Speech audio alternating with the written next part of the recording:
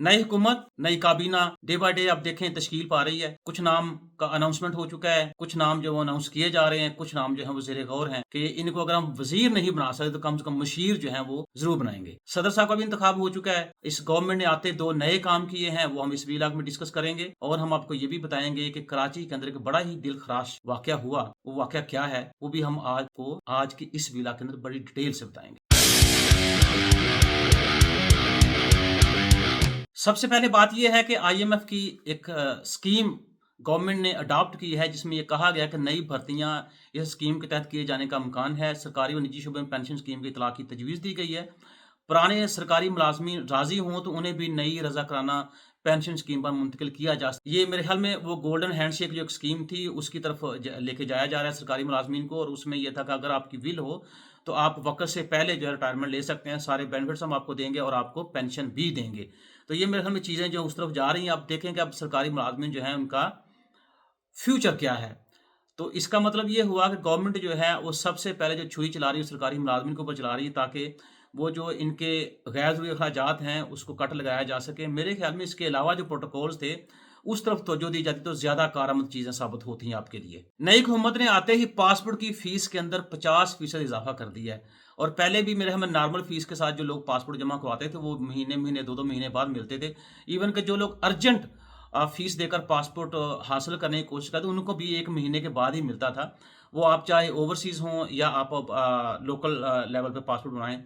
अब जो नई फ़ीसें हैं उसमें जाबे वाला कुछ चीज़ें इन्होंने इस तरह से बयान की हैं, आपको बता रहे हैं। 5 साल की मुद्दत के लिए 36 पेजेज़ के ऊपर पासपोर्ट था, उसकी फ़ीस अब 3000 से बढ़ा के इन्होंने 4500 कर दी है।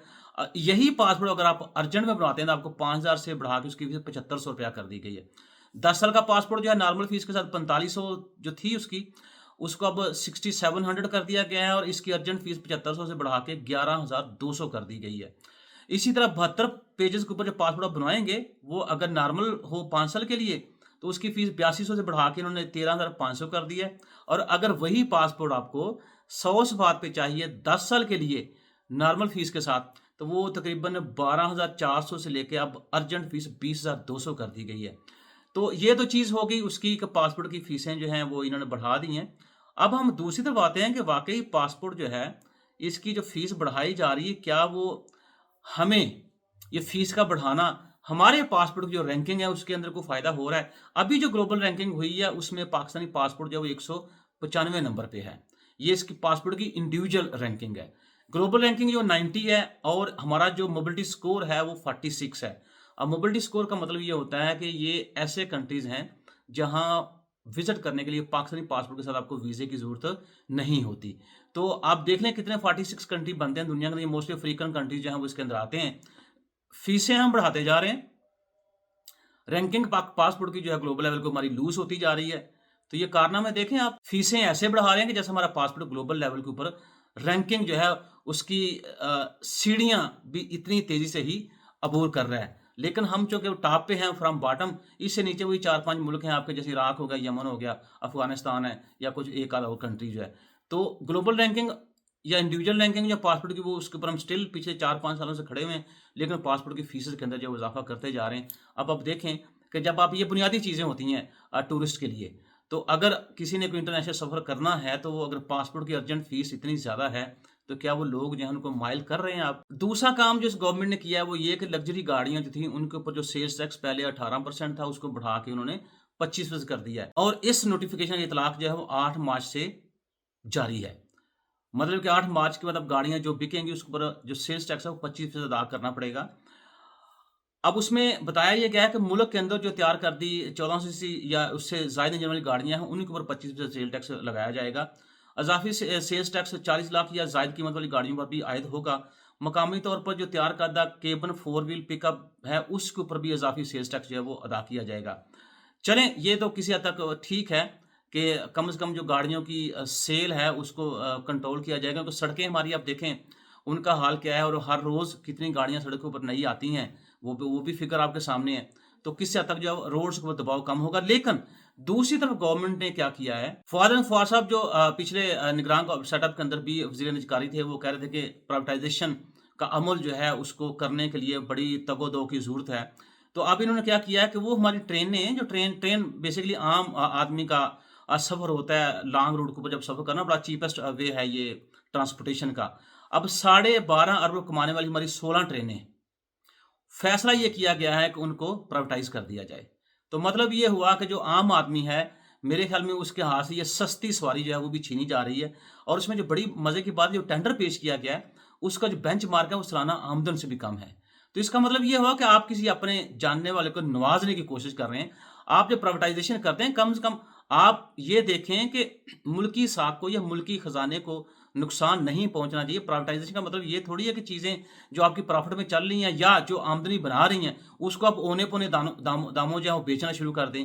तो आप देख रहे हैं कि ये आते ही जो नए-नए इक़दामात किए जा रहे हैं, इसके अंदर कितना सीरियसपन आपको नज़र आ रहा है, वो सब आपके सामने है। बेहतर ये था कि ये जो 16 ट्रेनें हैं, जो 12.5 अरब रुपया हर साल कमा रही हैं, इनको छोड़ के बाकी ट्रेनें जो नुकसान में आपकी जा रही हैं, जिससे आपको लगता है कि हमें नुकसान हो रहा है, उन ट्रेनों को आप प्राइवेटाइज़ कर दें, तो हम समझते हैं कि आपका ये फैसला बड़ा दानिशमंदाना और बड़ा दूरअंदेश था। लेकिन अब बेसिकली बात वही हो रही है कि मुल्क के अंदर होता भी यही है कि जो अदारे प्रॉफ़िट में चल रहे होते हैं, उन्हीं को प्राइवेटाइज़ करते हैं। अब स्टील मिल का फैसला आपके आपके सामने है, गवर्नमेंट ये प्राइवेटाइज़ उसको नहीं कर पा रही। पीआईए जो सालाना अरबों का नुकसान कौमी खजाने को पहुँचाती है, उसको प्राइवेटाइज़ करना है, तो उसको प्राइवेटाइज़ इनसे नहीं हो पा रहा।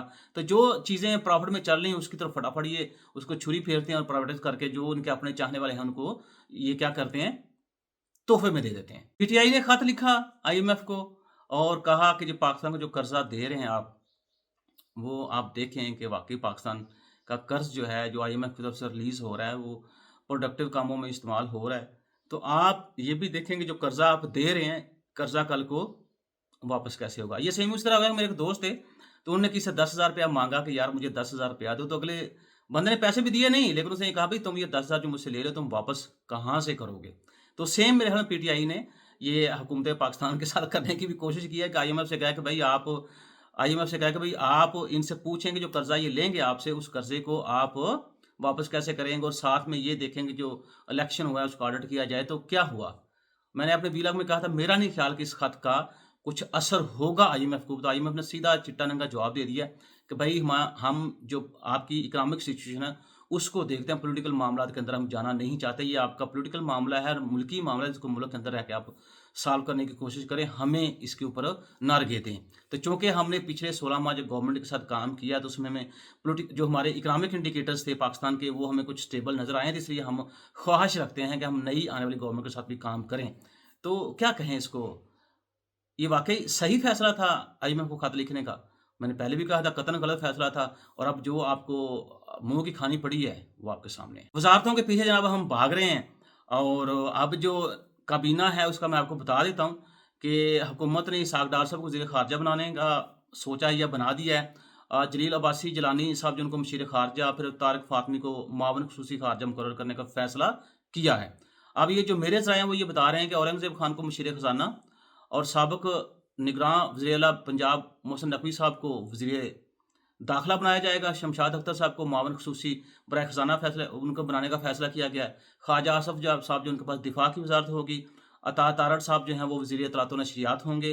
मुसद्दक़ मलिक साहब जो हैं तवानाई का कर्मदान उनको सौंपा गया है। उसके बाद एहसन इक़बाल साहब जो हैं उनको वज़ीर मनसूबाबंदी और तरक्की बनाया जाएगा। वक़ार मसूद साहब को रेवेन्यू, और साबिक़ निगरान वज़ीर तिजारत गौहर एजाज़ साहब को, जिन्होंने अच्छा काम किया, उनको वज़ारत तिजारत ज़िम्मेदारियाँ देने का फ़ैसला किया गया है। काज़ी अख्तर साहब को इंडस्ट्रीज़ और सलमान अहमद साहब को बोर्ड ऑफ इन्वेस्टमेंट का कर्मदान देने का फ़ैसला किया गया। फ़वाद अहमद फ़वाद साहब को वज़ीर निजकारी, और साथ प्राइम मिनिस्टर साहब ने ये कहा है कि निजकारी का प्रोसेस जो उसको तेज़ किया जाए। इसी तरह ये नाम भिजवाए गए हैं। अब ज़ाहिर बात है ये इनका ऐलान जो है वो मेरे ख़्याल में हो चुका है।